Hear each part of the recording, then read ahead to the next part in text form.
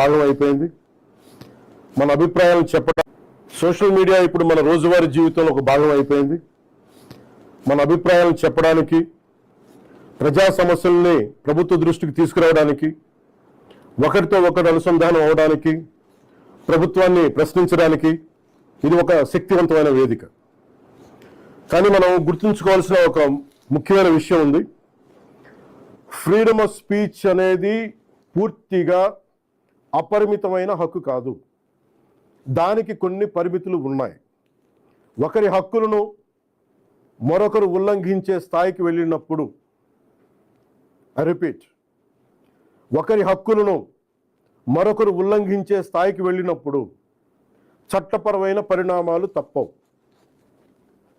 భారత రాజ్యాంగంలోని article 19 class 2 ప్రకారం దేశ సమగ్రత, జాతీయ భద్రత, ప్రజాశాంతి, మర్యాద, నైతిక విలువలు, పరువు నష్టం, నేరాలకు ప్రేరేపించడం వంటి అంశాల్లో రీజనబుల్ రిస్ట్రిక్షన్స్ ఉన్నాయి.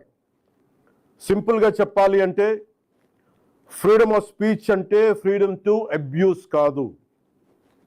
Again I repeat, freedom of speech does not mean freedom to abuse. ప్రభుత్వాన్ని విమర్శించే హక్కు మీకుంది, మమ్మల్ని ప్రశ్నించే హక్కు మీకుంది, మా నిర్ణయాలతో విభేదించే హక్కు మీకుంది. అదే ప్రజాస్వామ్యం, దాన్ని మేము స్వాగతిస్తాం. కానీ ఒకరిని తిట్టడం, డెత్ థ్రెట్స్ ఇవ్వడం, ఆధారాలు లేకుండా ఆరోపణలు చేయడం, మహిళలను టార్గెట్ చేయడం, మత విశ్వాసాలను అవమానించడం, ఒక వ్యక్తి గౌరవాన్ని దెబ్బతీయడం, హింసకు ప్రేరేపించడం, ఇవన్నీ రాజ్యాంగం కల్పించిన స్వేచ్ఛలోకి రావు. ఇవి చట్టపరంగా నేరాలు. గత కొన్నేళ్లుగా సోషల్ మీడియా దుర్వినియోగం ఆందోళన కలిగించే స్థాయికి చేరుకుంది. చాలామంది ఫేక్ అకౌంట్స్ వెనక దాక్కొని అసభ్య పదజాలం ఉపయోగించడం, వ్యక్తిగత దూషణలు చేయడం, పరువు తీసే ప్రయత్నాలు చేయడం, ఆధారాలు లేని ఆరోపణలు చేయడం, fake propaganda, mark photos, death threats, organised harassment వంటి చర్యలకి పాల్పడుతూ ఉన్నారు. మహిళల్ని ముఖ్యంగా అత్యంత అసభ్యంగా టార్గెట్ చేస్తూ ఉన్నారు.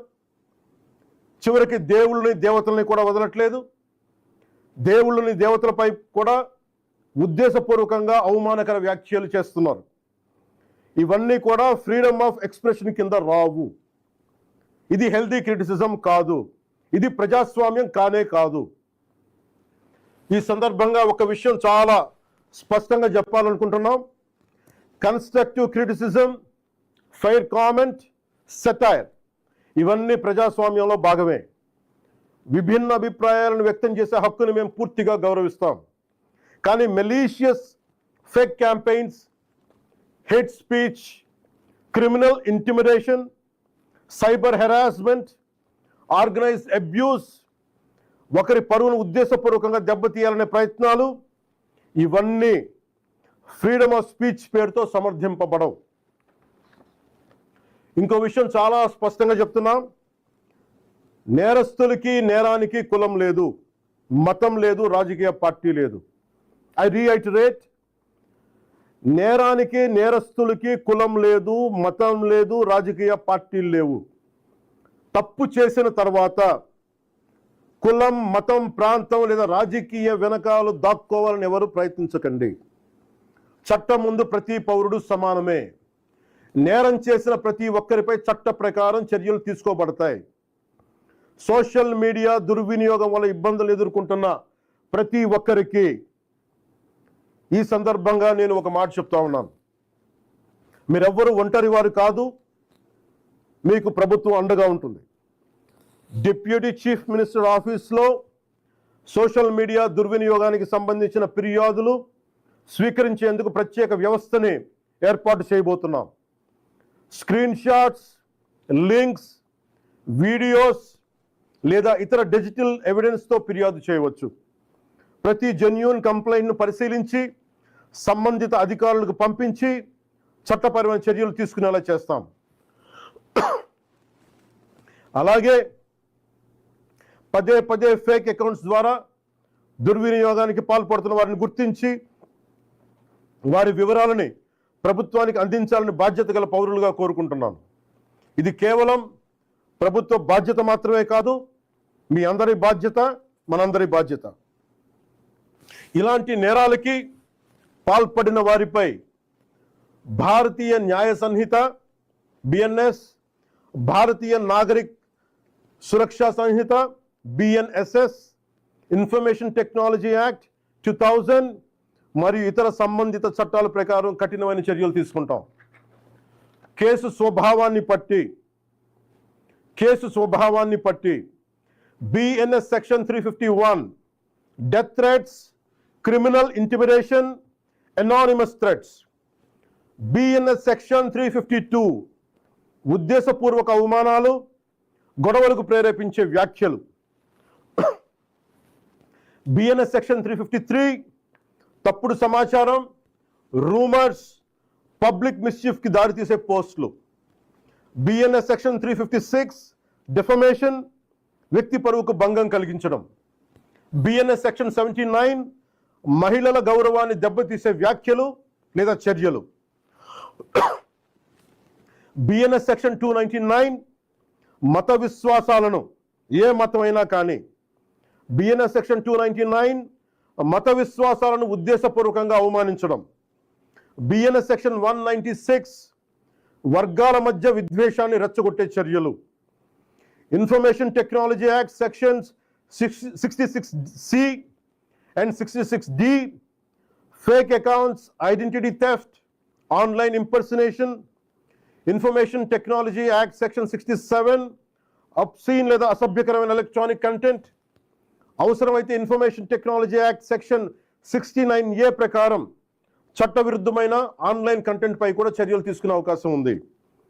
ఈ వ్యవస్థని మరింత బలోపేతం చేయడానికి ప్రత్యేక టాస్క్ ఫోర్స్ని ఏర్పాటు చేస్తున్నాం. సైబర్ క్రైమ్ పోలీస్ మరియు ఇతర లా ఎన్ఫోర్స్మెంట్ ఏజెన్సీస్తో కలిసి పనిచేస్తూ సోషల్ మీడియాలో జరిగే నేరాలపై చాలా వేగంగా చర్యలు తీసుకుంటాం.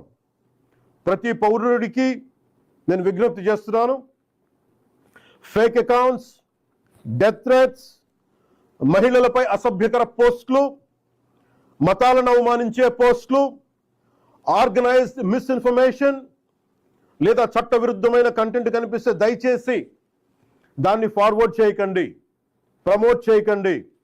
దానికి సంబంధించిన screen shot, URL, date, time వంటి ఆధారాలను భద్రపరిచి అధికారులకు ఇవ్వండి. మీ సహకారం వల్ల ఎన్నో నేరాలను అరికట్టవచ్చు. అవసరమైతే సోషల్ మీడియా దుర్వినియోగాన్ని అరికట్టేందుకు కొత్త లెజిస్లేషన్ తీసుకురావడానికి ఈ ప్రభుత్వం సిద్ధంగా ఉంది. అదే సమయంలో రాజ్యాంగం కల్పించిన ఫ్రీడమ్ ఆఫ్ స్పీచ్ని పూర్తిగా పరిరక్షిస్తాం. చివరిగా ఒకటే చెప్తున్నాం, మన మాటల్లో బాధ్యత ఉండాలి, మాట్లాడే భాషలో గౌరవంగా ఉండాలి, స్వేచ్ఛకు జవాబుదారీతనం ఉండాలి. సోషల్ మీడియా మనుషుల్ని కలిపే వేదిక అవ్వాలి, విడదీసే వేదిక కాకూడదు. మమ్మల్ని ప్రశ్నించండి, విమర్శించండి, మీ అభిప్రాయాన్ని చెప్పండి, కానీ గౌరవంతో చెప్పండి, బాధ్యతతో చెప్పండి, చట్టాన్ని గౌరవిస్తూ చెప్పండి. అప్పుడే మన ప్రజాస్వామ్యం మరింత బలపడుతుంది. అలా కాకుండా మా ఇష్టానికి మాట్లాడతాం, మా ఇష్టానికి ఏదైనా అంటామంటే I promise you will face the legal consequences. Thank you. జై హింద్.